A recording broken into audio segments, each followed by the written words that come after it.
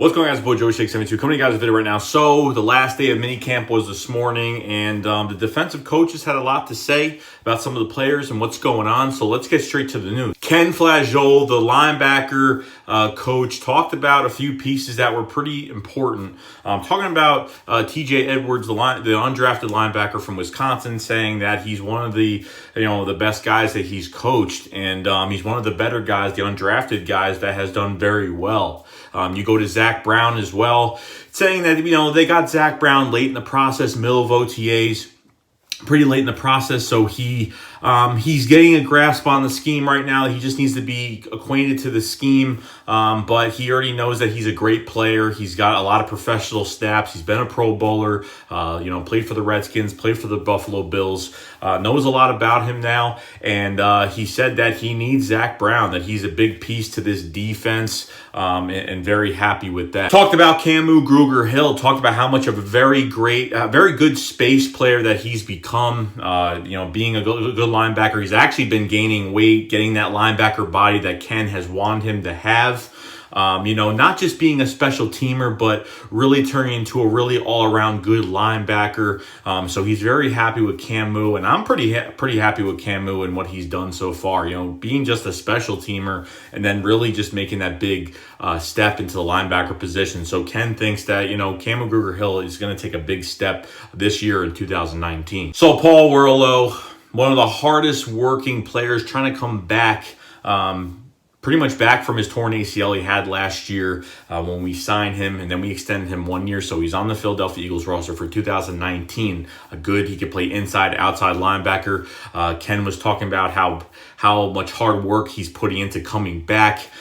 This is really all up to the medical staff if they're going to let him rest his knee a little longer during training camp. He said there's a good chance that he will be back by training camp. We still have 5-6 weeks. But it would be nice for him to come back and get into competition, because when he's 100% healthy, he is a fantastic veteran linebacker. A lot of veteran presence in this linebacker core, and very happy to see that he's doing well. So hopefully he's back by training camp. Ken also was talking about Nate Gary, coming from a safety from Stanford, turned to a linebacker. Ken thinks that, Nate Gary's no Dick Buckus back there, but he knows that if he needs to put Nate Gary in a game, late in a game, middle of a game, if something happens, he knows that Nate knows inside linebacker, outside linebacker. He can make the calls. You can pretty much do whatever you want him to do. But he's very reliable, and I'm actually happy Nate Gary's here. The good thing about Nate Gary is he's already had a lot of snaps because of the injuries to Jordan Hicks. So there's a lot of things going on, but very happy that Nate Gary is mostly a backup linebacker. He will never only start because of injury, but Ken is very optimistic that, if you need to put him in a game, late in a game, to fill a spot or something like that, he can pretty much do anything you want him to do. So very happy that we have good depth behind the starting linebackers as well. Tim Hawk, the safety coach, really only talked about one player, Rasul Douglas. Really, someone asked a question about, would you put Rasul Douglas at safety? And this is the question that all the fans have wanted to hear.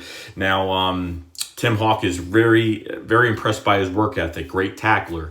But if there was a time where they need to put him there, they would put him there if they needed to, emergency-wise. But way the safety position is right now, have a lot of depth behind the starters. Malcolm Jenkins, Rodney McLeod, Anderson Dejo, Blake Countess, Trey Sullivan, DeAndre Hall. You have a lot of guys at the safety spot. I don't know if Rasul Douglas will actually be there, but he pretty much said if we have to put him there, we would. But right now, we want him to focus on one position, and that's cornerback. The cornerback coach, Corey Unlin, was interviewed as well, talked about Rasul Douglas, how much of a fighter he is, how much he's impressed the coaches, trying to lose, Rasul Douglas trying to lose weight, get more lean, be a little bit lighter on his feet with more speed. Corey Unlin pretty much said that, he has a big body. There's really not much he could do. He only could do so much. He's very lengthy.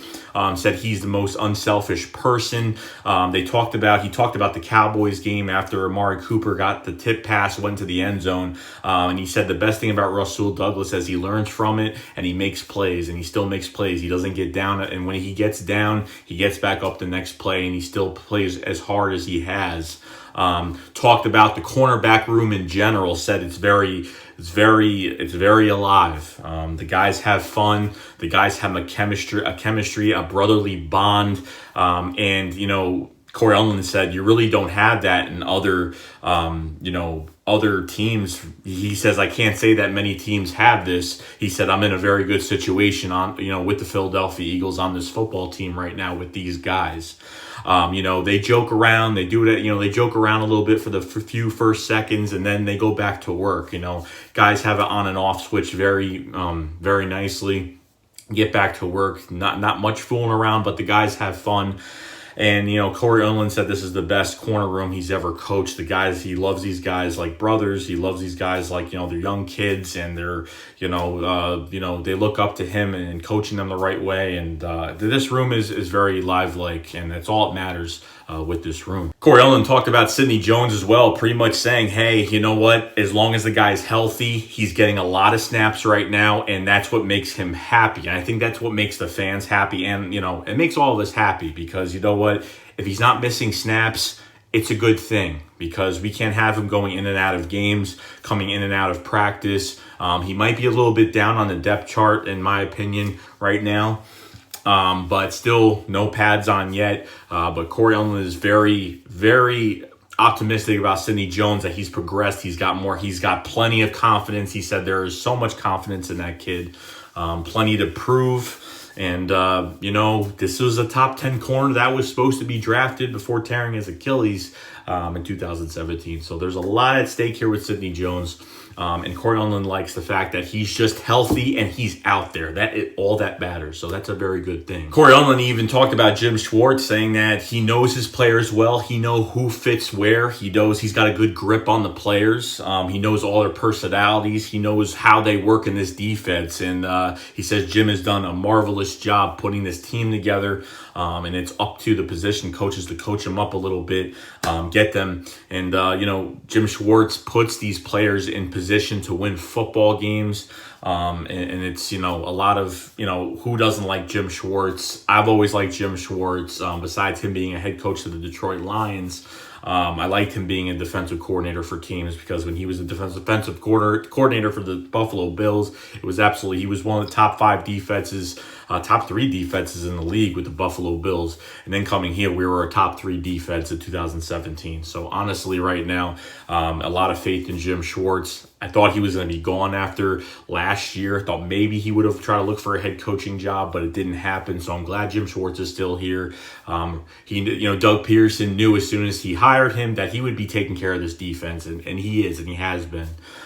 So Corey Undlin's very happy with Jim Schwartz, and happy with the corner room, and happy with all the players, and it's only going to get more exciting, and the battles are going to be coming towards training camp in 5 to 6 weeks. So Dave Phipp, the special teams coordinator, talked about pretty much 2 positions, punt return and kick return, who's going to be there, who is the likely candidate. Now, talked about the punt return spot. They talked about Deshaun Jackson, just talking about, depending on how many snaps he has on offense, they don't want to tire him out, give him too much to do. So they'll have 2 guys. They'll probably switch guys around. If Deshaun Jackson's not getting as many, if he's not, breaking out in certain games, they'll put him in that punt returner. This way he's got the strength to do it. Talk about Boston Scott, how much he has a lot to prove. He's looking for a punt returner that could make guys miss, has tremendous speed, has balance.